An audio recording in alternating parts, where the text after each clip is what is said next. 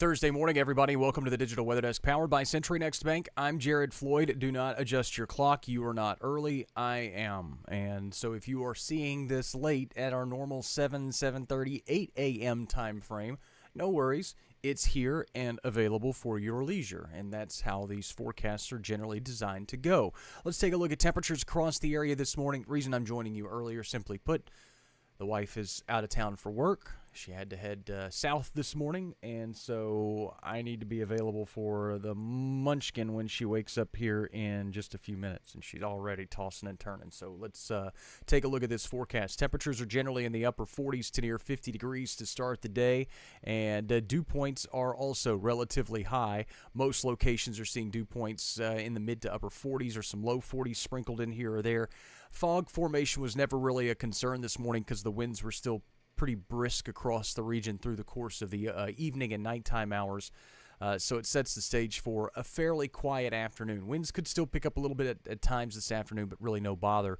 And most of us will be greeted with sunshine. Look at the infrared satellite shows most of the cloud cover is on its way out. Still some lingering stuff along the Mississippi Valley prior to sunrise. But overall, we're setting up for what should be a fairly quiet couple of days and really setting into a pretty quiet, dry pattern through the rest of the month of October, which only has 2 days, and going into the early half of November. We'll get to some of the outlooks in just a minute. Check a futurecast, and as we go through the next few days, again, sunshine really greets us as we go through this Thursday. Your trick-or-treat forecast is a go with clear skies expected through the day tomorrow. That also includes your high school football games tomorrow night. Louisiana Tech kicks off in a special Halloween game tomorrow night, I believe, against Sam Houston.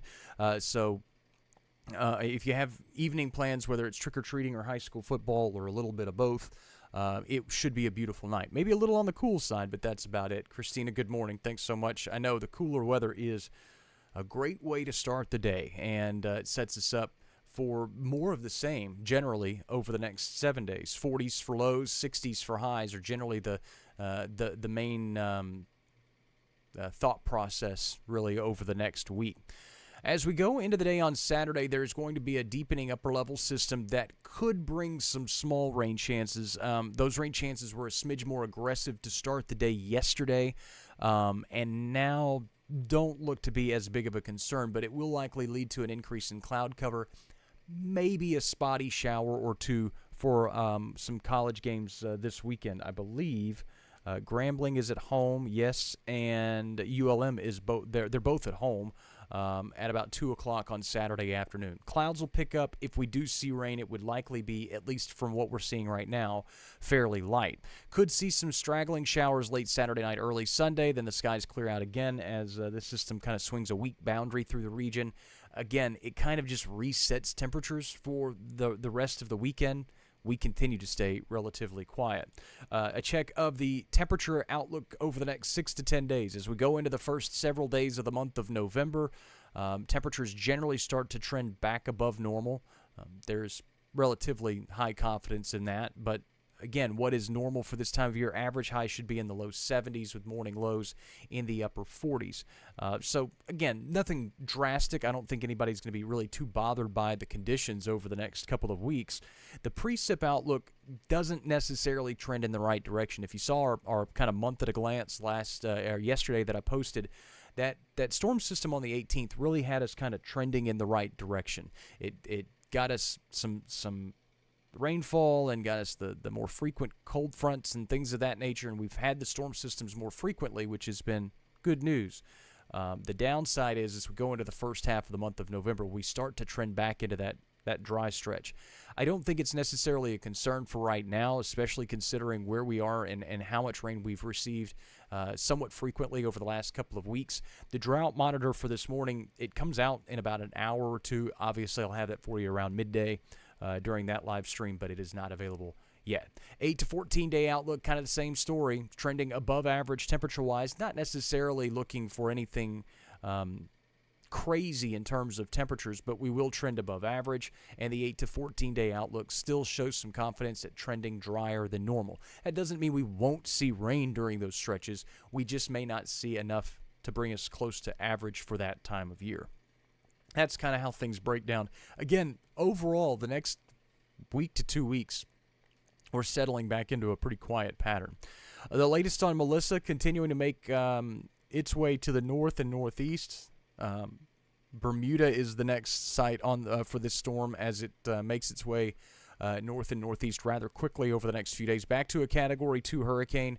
Last check, maximum sustained winds, I believe, back at 105 miles per hour as it exits the Bahamas. Again, no real U.S. impacts, although I would expect some current issues and some things of that nature along the coastal Carolinas if you're headed that way. But aside from that, overall, not really expecting any U.S. Impacts from this system, but obviously it has been an impactful storm and a historical storm nonetheless in its life cycle over the last several days. Janice, good morning to you.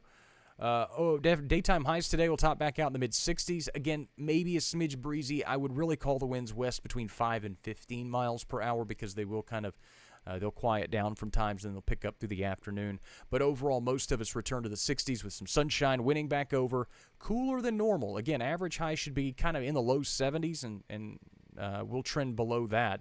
Overnight lows tonight in the low 40s. Clear and chilly. I did throw out the outside chance of some patchy frost across southern Arkansas specifically. I'm talking areas like Magnolia, Camden, El Dorado, Smackover, some of those areas. I would consider it still generally possible, but not necessarily likely.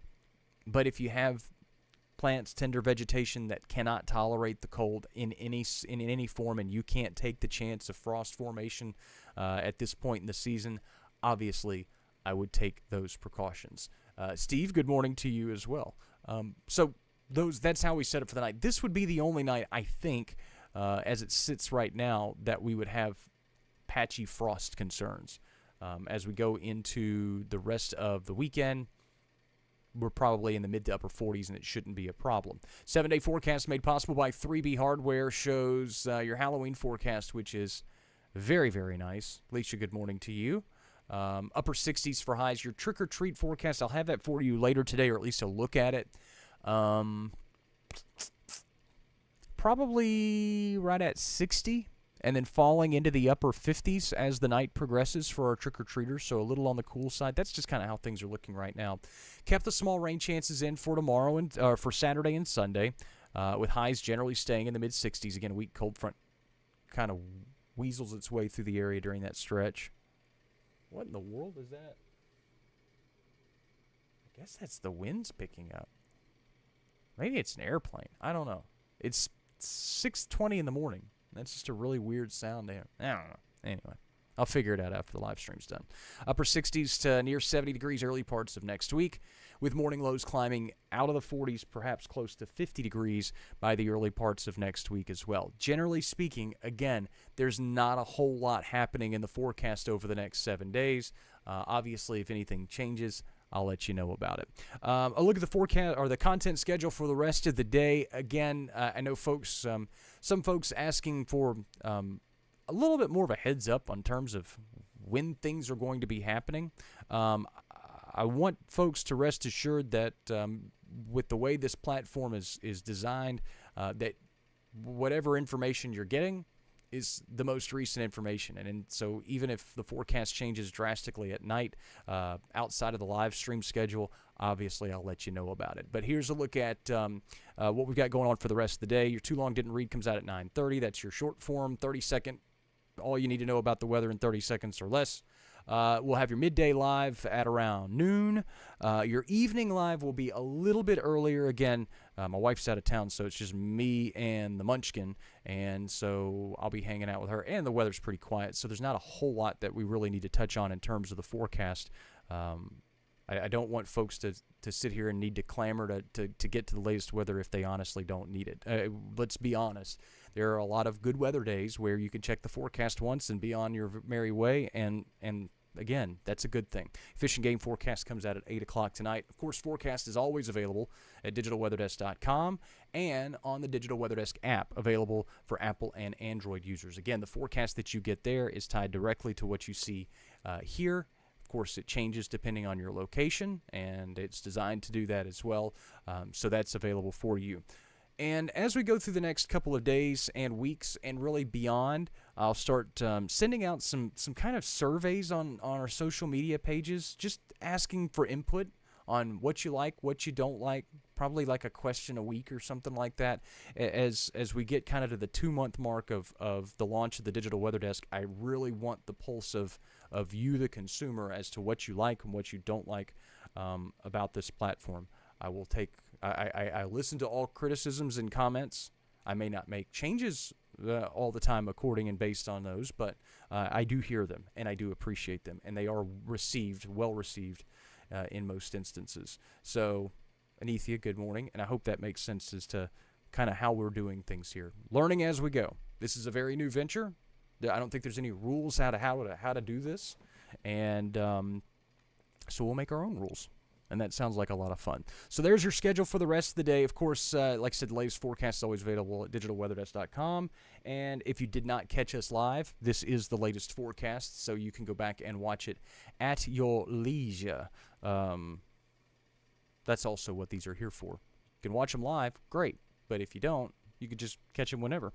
And that pretty much does it for this morning. Again, joining you a little early. I'll catch you around midday live as you take a look at the forecast for the rest of the day and going into the weekend and the trick-or-treat forecast as well. As I mentioned, forecast is always available at digitalweatherdesk.com or on the Digital Weather Desk app. Enjoy the rest of your Thursday, and I'll catch you later, everybody.